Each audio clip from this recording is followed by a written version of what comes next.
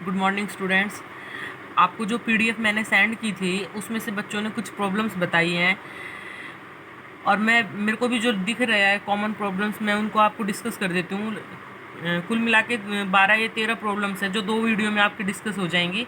कुछ आज कर लेते हैं, कुछ नेक्स्ट डे करेंगे। तब तक आपकी कोई और भी प्रॉब्लम आती है तो आप मुझे शेयर कर दीजिएगा, उसको हम कल की वीडियो में डिस्कस कर लेंगे। सबसे पहले फोर्थ क्वेश्चन है एक बच्चे की। फोर्थ की स्टेटमेंट क्या है कि एंगल ऑफ डिप्रेशन आपको दिया गया है टॉप और बॉटम का एक 50 मीटर हाई बिल्डिंग का from the top of a tower are 45 degree and 60 degree respectively. जब ये क्वेश्चंस आप अपने नोटबुक में करने लगो इस वीडियो को देखते हुए तो एक बार अपनी पीडीएफ जरूर ओपन कर लेना। देखिए क्या कहा गया है, एक टावर है और आपकी एक टावर है, एक बिल्डिंग है आपकी, दो चीज़ें हैं। अब आपको कैसे पता चलेगा किसको आपको बड़ा लेना है किसको छोटा लेना है? ये आपका एंगल ऑफ एलिवेशन और एंगल ऑफ डिप्रेशन डिसाइड करेगा कि वो कहाँ से कहाँ का एंगल ऑफ डिप्रेशन चेक कर रहा है। उसने क्या कहा है कि बिल्डिंग के टॉप और बॉटम का एंगल ऑफ डिप्रेशन टावर के टॉप से। अब टावर के टॉप से उसने डिप्रेशन चेक किया है तो ये टावर का हो गया टॉप, इसका डिप्रेशन बिल्डिंग के टॉप से, ये बिल्डिंग के टॉप से इसका डिप्रेशन बनाने के लिए हमेशा पहले एक हॉरिजॉन्टल लाइन ड्रॉ करो और फिर लाइन ऑफ साइट बनाओ। इसी टावर के टॉप से इस बिल्डिंग के बॉटम का एंगल ऑफ डिप्रेशन, यही लाइन रहेगी और अब डिप्रेशन ऑफ एंगल ये बन जाएगा। इन दोनों के बीच की ये डिस्टेंस है, ये आपकी टावर है, ये 50 मीटर हाई बिल्डिंग है। अब मैंने आपको बताया था कि एक हॉरिजॉन्टल लाइन आप ड्रॉ करोगे पैरेलल टू दिस लाइन, और जब दो लाइनों को पैरेलल को कोई ट्रांसवर्स लाइन कट करती है तो उनके ऑल्टरनेट इंटीरियर एंगल इक्वल होते हैं। तो अगर ये 45 डिग्री का है तो एक line parallel to this line draw करोगे तो ये एंगल भी कितने डिग्री का होगा? 45 डिग्री का। और अगर ये टोटल पूरा एंगल आपका 60 डिग्री का है तो ये एंगल भी कितने डिग्री का हो जाएगा? 60 डिग्री का। नाम रख लीजिए आप ए बी सी डी ई। आपसे क्या पूछा गया है? Distance between the tower and the building and height of tower. अब मैं आपको बता देती हूँ क्या क्या है। ए ई आपकी हाइट ऑफ टावर है, बी सी आपकी बिल्डिंग है जो कितने मीटर है? 50 मीटर है। ए बी आपकी क्या है? डिस्टेंस है बिटवीन बिल्डिंग एंड टावर। इस डिस्टेंस को मैं x मान लेती हूँ। अब देखिए अगर ये 50 है तो ए डी भी कितनी होगी? 50 ही होगी ना। तो मैं डी ई को y मान लेती हूँ। डी ई आपका y है तो कंप्लीट ए ई आपका कंप्लीट टावर की हाइट क्या हो जाएगी? 50 प्लस y। अब देखिए अगर ए बी एक्स है तो आपकी सी डी भी क्या होगी? x ही होगी ना। सब कुछ आपको मैंने बता दिया है। अब आपको दो ट्रायंगल्स का यूज़ करना है। फर्स्ट आपको in triangle A B E में वही tan थीटा यूज़ करना है आपको, परपेंडिकुलर अपॉन बेस। तो 50 plus Y upon X is equals to tan 60। Simplify करिए। और दूसरी ट्रायंगल आपको यूज़ करनी है E D C, in triangle E D C. EDC में भी वही perpendicular upon base is equals to tan 45, और tan 45 की वैल्यू 1 होती है तो y इज इक्वल्स टू क्या आ जाएगा? x। इसका यूज़ आप इस इक्वेशन में करेंगे, वहाँ से आपको x की वैल्यू मिल जाएगी। And x is the distance between building and tower. x की जो वैल्यू है वही वैल्यू y की है, y की पुट करते ही आपको टावर की हाइट पता चल जाएगी। सॉल्यूशन आपके पास है, इस तरह से आप देखोगे। डायग्राम बनने के बाद कोई दिक्कत नहीं है तो आपका क्वेश्चन हो जाएगा। नेक्स्ट एक प्रॉब्लम है, सेवन्थ प्रॉब्लम।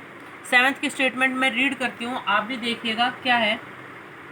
सेवन्थ क्वेश्चन की आपकी स्टेटमेंट है एक 7 metre long flag staff is fixed on the top of the tower. देखो एक टावर है, ये मान लो ये टावर है। कहता है टावर के ऊपर आपका एक फ्लैग स्टफ है, ये मान लियो मैंने फ्लैग स्टफ मान लिया। A B is the tower, यहाँ पे लिख लिया करो। ए बी क्या है? Height of tower, height of tower.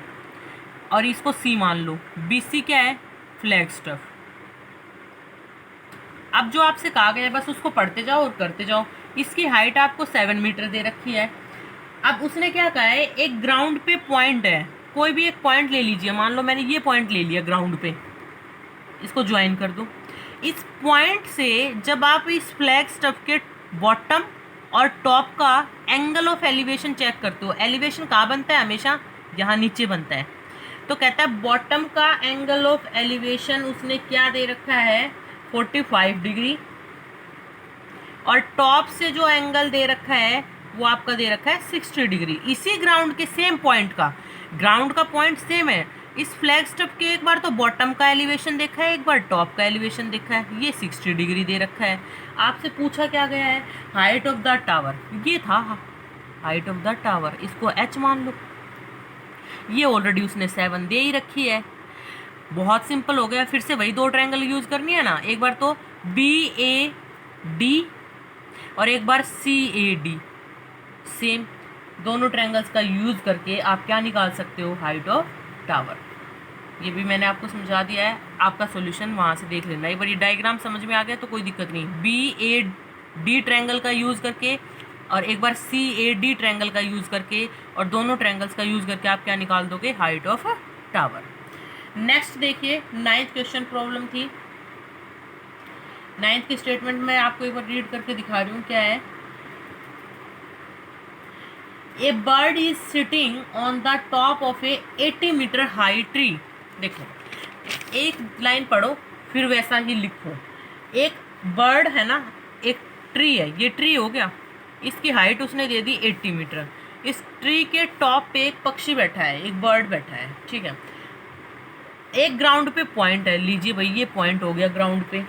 अब बर्ड का ग्राउंड के पॉइंट से एंगल ऑफ एलिवेशन 45 डिग्री है। ये बर्ड है ना, इसका ये ग्राउंड के पॉइंट से जो एंगल ऑफ एलिवेशन है वो 45 डिग्री है। फिर कहता है bird flies away horizontally, bird उड़ जाता है हॉरिजॉन्टली। ये पक्षी है ना, ये ऐसे उड़ता है, ऐसे।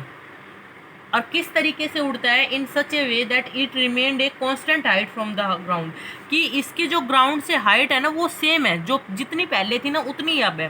पहले ये एक 80 मीटर ट्री पे बैठा था हाई पे, अब भी इसकी हाइट उड़ने के बाद भी कॉन्स्टेंटली उड़ रहा है, तो उतनी ही है ग्राउंड से, ये ऐसे उड़ रहा है हॉरिजॉन्टली। 2 सेकंड के बाद उस बर्ड का angle of elevation same point से, after 2 second angle of elevation of the bird from the same point is 30 degree. कहता है सेम पॉइंट से उस बर्ड का एंगल ऑफ एलिवेशन क्या हो जाता है, 30 डिग्री। 2 सेकेंड बाद मान लो ये पक्षी यहाँ पहुँच गया, 2 सेकेंड बाद ये पक्षी मान लो यहाँ पहुँच गया, तो अब इसका एंगल ऑफ एलिवेशन क्या हो जाता है, 30 डिग्री हो जाता है। तो इधर बना लो, इधर उड़ा दो, इधर बनाओगे तब सही बनेगा। इधर इसका हॉरिजॉन्टली इसको इधर की साइड मूव करवाओ और 2 सेकंड बाद सपोज करो वो बर्ड यहाँ पे पहुँच गया। अब उसका आपको क्या देखना है, एंगल ऑफ एलिवेशन उसी पॉइंट पे 30 डिग्री है, ये जाएगा, ये आपका कितना हो जाएगा, 30 डिग्री। अब इसके पैरेलल आप एक ये लाइन ड्रॉ कर सकते हो। तो उसने कहता है बर्ड की स्पीड पूछी है उड़ने की, find the speed of flying of the bird. बहुत, अब देखो डायग्राम में थोड़ी सी दिक्कत थी, अब इसको एक बार दोबारा रिपीट कर रही हूँ मैं डायग्राम को।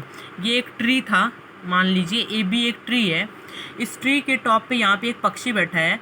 इस पक्षी का ग्राउंड के एक पॉइंट से जो एंगल ऑफ एलिवेशन है ना वो 45 डिग्री का है।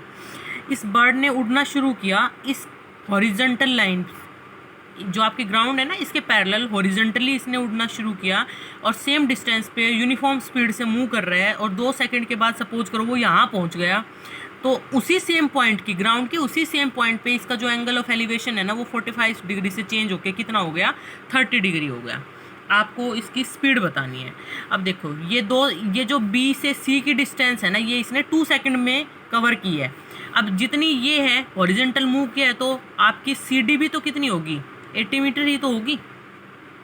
फिर से सेम क्वेश्चन हो गया, ABCD, इसको मैंने E नाम रख दिया। फिर से 2 ट्रायंगल बन गई, BAE राइट एंगल ट्रायंगल और CDE एक right angle triangle. 2 right angle triangles आपके पास हो गई।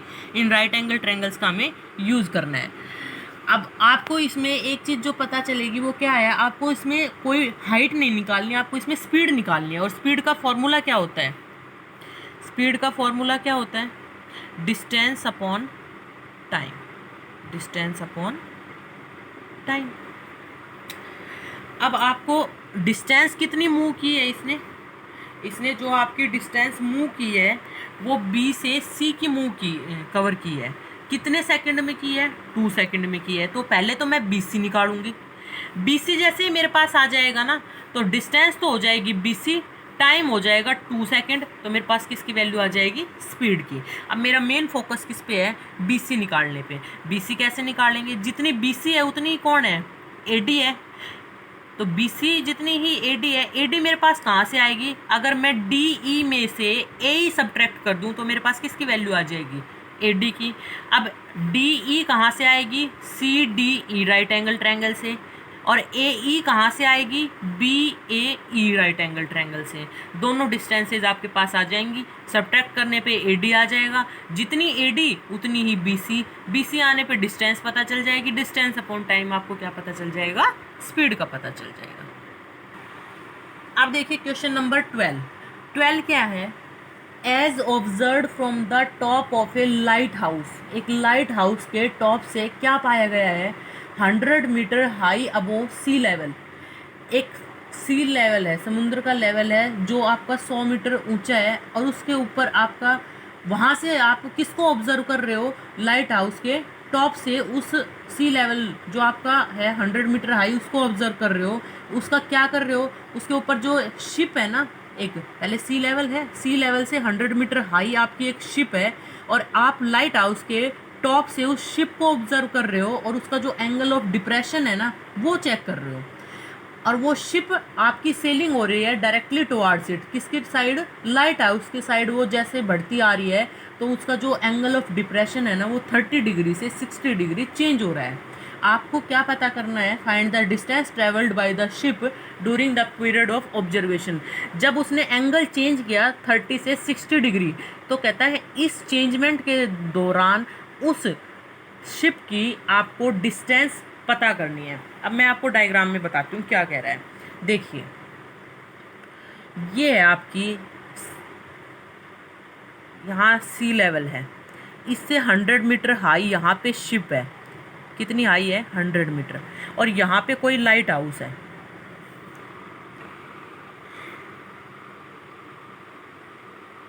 देखो, ये आपकी 100 मीटर हाई यहाँ लाइट हाउस है, और इसके टॉप से एंगल ऑफ डिप्रेशन इस शिप का चेक किया गया है। और वो आपका जैसे जैसे ये शिप आपकी इस लाइट हाउस की साइड आ रही है, ऐसे जैसे जैसे लाइट हाउस की साइड आ रही है, तो इसका एंगल ऑफ डिप्रेशन 30 डिग्री से 60 डिग्री हो जाता है। जैसे पहले इसका एंगल ऑफ डिप्रेशन कितना था? 30 डिग्री था शिप का। फिर इस शिप ने मूव करना शुरू किया लाइट हाउस की साइड, तो इसका एंगल ऑफ डिप्रेशन 60 डिग्री से चेंज हो 30 डिग्री से चेंज होके क्या हो गया? 60 डिग्री। अब मैंने बताया था अगर लाइन पैरेलल है तो आपका एंगल ऑफ डिप्रेशन इक्वल होगा एलिवेशन के, तो ये भी 30, और अगर ये 60 है यहाँ तक, तो ये एंगल भी क्या हो जाएगा? 60। A B C D. आपको क्या फाइंड आउट करना है? आपको डिस्टेंस पता करनी है। देखो, पहले डी पोजीशन पे थी शिप, फिर हमारी ऑब्जर्वेशन के दौरान जब एंगल चेंज हुआ तो वो सी पे पहुंच गई, तो ये डिस्टेंस आपको बतानी है, सी डी। उसने कितनी डिस्टेंस मूव करी। इसका नाम एक्स रख लो, इसका नाम वाई रख लो। ये 100 आपको दे ही रखी है, आपको क्या बतानी है? एक्स बतानी है। दो राइट एंगल ट्रायंगल हो गई, बी ए सी और बी ए डी। आपको वही टेंजेंट यूज़ करना है, परपेंडिकुलर अपॉन बेस, तो दोनों से आपको किसकी वैल्यू मिल जाएगी? एक्स की वैल्यू मिल जाएगी। नेक्स्ट है आपका क्वेश्चन नंबर 13 क्या है आपका? From a point on the ground, ground पे कोई पॉइंट है, angle of elevation of the top of the tower is observe to be 60 degree. देखो, ये टावर है ए बी, इस टावर के टॉप से ग्राउंड पे कोई पॉइंट है, उसका एंगल ऑफ एलिवेशन देखा, टावर के टॉप से ग्राउंड के पॉइंट का एंगल ऑफ एलिवेशन देखा, तो कितना पाया? 60 डिग्री पाया। फिर उसके बाद कहता है from a point 40 metre vertically above the first point of observation. Observation के पहले पॉइंट पे जो 40 metre vertically above the first point of observation, the angle of elevation of the top of the tower is 30 degree, find the height of the tower and horizontal distance from the point of observation. देखो ये tower है, इसकी height पता करनी है आपको, मैंने मान ली h है इसकी हाइट। अब जो सेकंड लाइन है वो देखिए क्या है, from a point 40 metre vertically above the first point of observation. पहला पॉइंट कौन सा था, ये था, इससे आपकी 40 metre above vertically, 40 metre above vertically ये डिस्टेंस है मान लो, इससे आपने फिर से इस टावर का एंगल ऑफ एलिवेशन चेक किया, ये वो पॉइंट है इसके टॉप का, और इसी के टॉप से जब एंगल ऑफ एलिवेशन चेक किया तो इस लाइन को आप मिला दीजिए, तो एंगल ऑफ एलिवेशन कितना हो जाता है, 30 डिग्री हो जाता है। जो पहला पॉइंट था टावर के टॉप से ग्राउंड पे जब आपने एंगल ऑफ एलिवेशन चेक किया वो 60 डिग्री था, तो इस टावर के टॉप से कोई भी बंदा है उसने किस पॉइंट को ऑब्जर्व किया था, ग्राउंड के इस पॉइंट को, तो फर्स्ट ऑब्जर्वेशन पॉइंट ये हुआ। फिर उसके बाद इसी पॉइंट के 40 मीटर वर्टिकली अबोव फिर से इसने टावर के टॉप से जब ऑब्जर्व किया तो एंगल कितना हो गया, 30 डिग्री हो गया। तो आपको एक तो टावर की हाइट पता करनी है और एक हॉरिजॉन्टल डिस्टेंस बतानी है इस पॉइंट और इस पॉइंट के बीच में, इसका नाम रख दिया C, इसका D और इसका E। अब अगर जितनी DE डिस्टेंस होगी उतनी ही कौन होगी, AC होगी, वही राइट एंगल ट्रायंगल, एक बार तो BAC यूज़ करनी है, एक बार BED यूज़ करनी है। पहले हम किसका यूज़ करेंगे, अब ये अगर 40 है तो ये भी तो डिस्टेंस कितनी होगी आपकी, 40 ही होगी ना, इसको आप H मान लीजिए या X मान लीजिए, तो टोटल टावर की हाइट तो कितनी हो जाएगी, 40 + X हो जाएगी। पहले आप इसका यूज़ करिए कंप्लीट का, और फिर आप इसका यूज़ करिए, दोनों ट्रायंगल्स का यूज़ करके हम क्या निकाल लेंगे, हाइट ऑफ टावर। नेक्स्ट